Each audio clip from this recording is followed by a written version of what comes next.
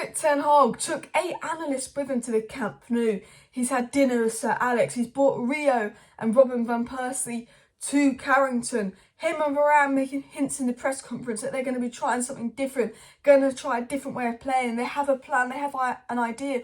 What could ten Hag be cooking versus Barcelona tonight? We're going to talk about that. The reported starting 11, some of the rumours starting 11, the starting 11 I think is going to be playing versus Barcelona, what ten Hag could be cooking for what I'm hearing. And I'm so excited, guys. Smash the like button if you're excited for tonight. Just that. Oof. But on other news, David Ornstein has spoken about Qatar and Bellingham. And with Qatar coming in, Bellingham could be. Now, obviously, we know with Jude Bellingham, it is dependent on Qatar. When we're seeing £100 million plus, we're not going to get Bellingham unless we get Qatar. But a lot of Qatari outlets saying, look, Qatar is close, it will happen, they're going to get Bellingham, they're going to spend big. We'll talk about that in just a second. But let's get into today's video. Let's get into, obviously, Barcelona news. Let's get into the starting lineup, what ten Hag's cooking. And then we're going to talk about Bellingham. Then we're going to talk about new owner news and kind of that kind of links. Because realistically, if the Glazers stay, we're not getting Bellingham. If we get Qatar, we might get Bellingham if ten Hag wants him because they'll spend big. And the good thing about this news is a lot of it's coming out from David Ornstein. So you've actually got confirmation from a reliable source.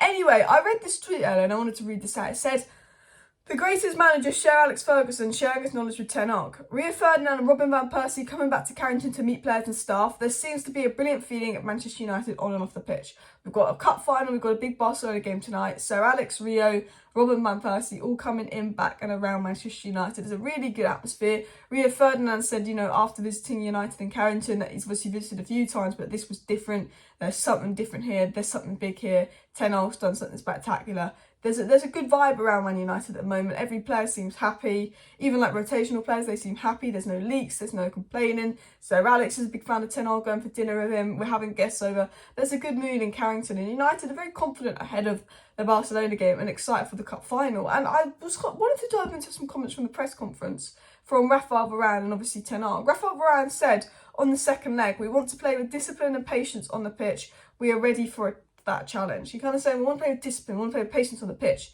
But then ten Hag also speaks about the second leg and says, what we do different, you will see tomorrow. We have an idea. He said, what we do different, you'll see tomorrow. We have an idea. So that makes me think, what are they doing? He's got an idea. I feel like ten Hag could change it up. There's reports that it could be some bits of Fred and Casemiro feel free, like a rumour going around potentially. My heart says it will be the side that finished the Leicester game that plays.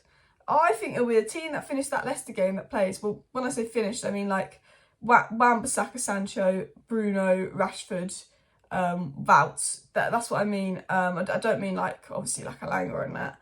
I think it could be that second half sort of team versus Barcelona, but either Delo or Wan-Bissaka. Like that's what I think the lineup will be. But it makes me think, what is ten Hag cooking? We know that it will be Luke Shaw, Martinez, Varane, and probably Delo, but maybe Wan-Bissaka. But I think Martinez, Varane, Luke Shaw is kind of given the spot on. I thought Malacia was really, really good though. I actually feel like Malacia, in big games, I will say this now, when we played Liverpool, Malacia was brilliant. When we played City and we won, Malacia was brilliant. When we played Barcelona, Malacia was brilliant. Malacia is very reliable in big games, very, very reliable. But I think with Martinez back, Luke Shaw will go left back. But we could potentially see Malacia come on to balance it. But I think because you need a goal still to win the game and we're at home, so I feel we'll be the more attacking, we will probably get the goal. And do you know what's mad is there's reports that Barcelona are going to play very defensive and park the bus at Old Trafford. Ten Hag's got opposition scared that there's reports that Xavi's going to be playing like 6-7 defenders to replace Gavi and Pedri and park the bus at Old Trafford. And that says a big thing if Barcelona come to Old Trafford and park the bus and that we're the team attacking them. That says a big, big thing because Barcelona are scared.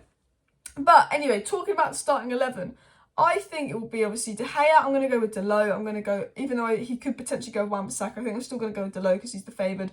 Luke Shaw, Martinez, Varane. Casemiro is obviously going to play. The question is it going to be Casemiro, Fred? Is it going to be Casemiro, Sabitzer? I think it's either going to be Casemiro, Sabitzer, Wout, Bruno on the right, Sancho on the left, Rashford up top. However, I think that when Rashford's on the left, Wout's up top, and Bruno and Sancho can intertwine between the right will be better. So it could be that way. I think that, Bruno needs to be in the middle and Sancho needs to be on the right, but they can also intertwine because I just think that Sancho's not as good on the left. I think that Rashford's better on the left. I think Wout is a striker. I play Wout there called striker, But I do think the good thing about that front four is they can all switch around. Rashford can play striker, left wing. Sancho can play 10 right wing. Bruno can play 10 right wing. Wout can play striker 10. They can all kind of switch around. But the rumour and feeling is that it's going to be a midfield three of Casemiro, Fred, Sabitzer, Sancho, Rashford, Bruno. There's kind of a feeling that that's going to be the front three, which would be really interesting to see how that plays off as well. But I have a feeling Wout will play because of kind of the defensive shift he put in. But let me know your thoughts down below. Let me know your lineup. I think my lineup would be kind of the team that we finished Leicester with, obviously, bar before the subs. You know, the beginning of the second half versus Leicester. I think that would be my team. But let me know yours down below. Now, let's get into what David Ornstein has had to say on Bellingham, and let's get into Qatar news. David Ornstein said, just in, many clubs lining up bids for Jude Bellingham. Liverpool, Man City, Man United, Real Madrid likely to be primary contenders, with the 19-year-old's price expected to be 150 million. Now, 150 million euros, that's like 120 million pounds. I don't think Bellingham's worth that much. I think he's a tad overrated. I think Bellingham's fantastic. I would spend 70, 80 million on him, but I think 150 million euros is excessive. I wouldn't spend that money on him unless Ten Hag was desperate for him. And if I was Qatar, I'd go, this is the guy Ten Hag's desperate for. Fine. Liverpool, if they don't finish in the top four and they continue the way they're going, I don't think we'll get Bellingham, even though we always thought it would go there. Man City are in need of midfielders. I think they're going to have a big spend because they've not been on it this season. I think Bellingham to Man City, definitely possible.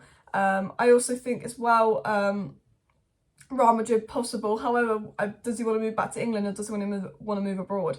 That's the question. I think it could, if Liverpool don't get top four, I think it could be between Man City and Man United. And I think if Man United get new owners, it could be a close one.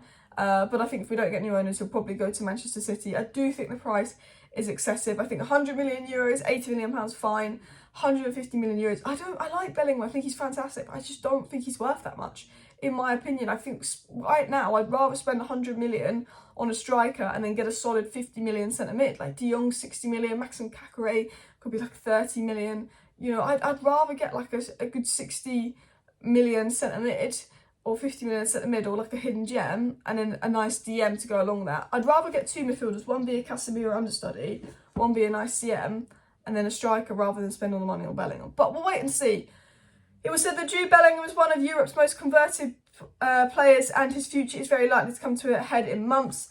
And he said, not so long ago, United would have been viewed as outsiders for Bellingham, but things have changed in the red half of Manchester, with Ten Hag's team impressive form and the Glazers trying to sell. So he's saying that Bellingham is likely to leave Dortmund in the next coming months. Seems to be his last year at Dortmund. I think he will leave Dortmund this or next summer. I agree with Ornstein on that. And he's saying because the Glazers are selling, because United are playing so well under Ten Hag, that it's opened the door for Bellingham. You know, if you're Bellingham and you see Ten Hag's building something good, United are building this good young project, they're playing well, they're in the Champions League, like that's one tick. But then you go with the Glazers, will they back Ten Hag continually? Will United just crumble again like they always do? But then you might see Qatar coming in, Bellingham could be like, oh, that's another tick. Ornstein also said, if the sale happens in the coming weeks, do not rule out United being the team to have the money to do this deal. Whether or not that move is Bellingham, what once remains to be seen. So he's saying basically, if we get Qatar, do not rule United out. David Ornstein's very much feeling is if Man United get new investment in, if Man United get new rich owners in, United would have the money to do this. Do not rule them out of this at all. He said that we have to see what Bellingham wants. Does Bellingham want United? That's what he's saying. He's saying United could do this with new owners. Don't rule them out. Ten Hag wants him, but is this what Bellingham wants? Now, I think if you were Jude Bellingham, if you see Ten Hag, if you see Qatari owners, you'd want to go to United. It's the biggest club in the world. I think if you were Bellingham last year or Bellingham in the past, where we didn't have Ten Hag doing this brilliant project and we had the Glazers, I'd understand why he wouldn't want to come to us. Now, what's going on in Qatar? So Ornstein essentially saying, you know, if we get new owners, to Bellingham to United, very much on if Bellingham wants it, and that we're now in that race because of what Ten Hag's done. But what's going on with Qatar? The Qatar takeover news has gone quite quiet. Now, there's some Qatari news outlets coming out and saying, a Qatari newspaper said the deal is being cooked on a slow fire. The official announcement is coming soon. United's 100% Qatar. Sources in Qatar are saying this deal is happening. It's going slow, but it will happen soon. United's 100% Qatar.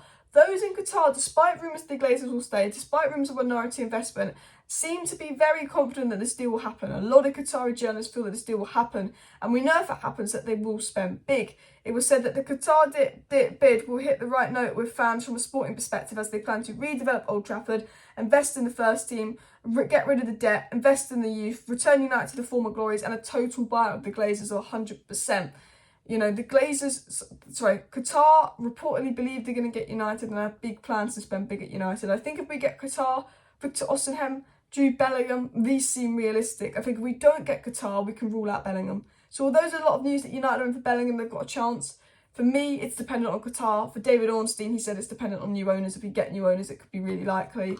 So yeah, look, Barcelona now. I'm going to be having a watch along at 7:45 p.m. tonight. I'll be live. So make sure you subscribe with the post notification bell on so you can join my watch along for United Barcelona. Big game. There will be a match review to United Barcelona after my watch along. So again, make sure you're subscribed to watch the match review to United Barcelona. And then of course a big week with the final coming up and more. Thank you everyone for watching today's video. Smash a like, smash a subscribe. See you next time. Bye.